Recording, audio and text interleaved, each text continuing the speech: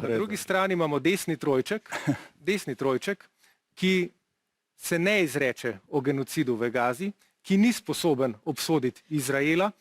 Zakaj ga ni sposoben obsoditi? Verjetno zaradi tega, ker z njimi na take in drugačne načine sodeluje. Gospod Logar je bil z gospodom Svetetom leta 2021 v Jeruzalemu, kjer ste podpisali sporazum o sodelovanju na področju kibernetske varnosti. Zdaj ste že spremenili, na ena ste še narobe govorili. Vi ste rekli, da niste tega sporazuma podpisali, ste pa stali za državnim uradnikom, ko je on to podpisoval. No, je še vedno državni uradnik. Gospod Janša se z izraelskimi agenti dobiva.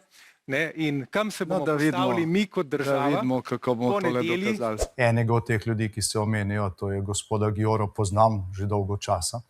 On je bil pri nas, ne vem ali točno te datume ali ne. Če pride desni trojček na oblast, kam se bomo postavili?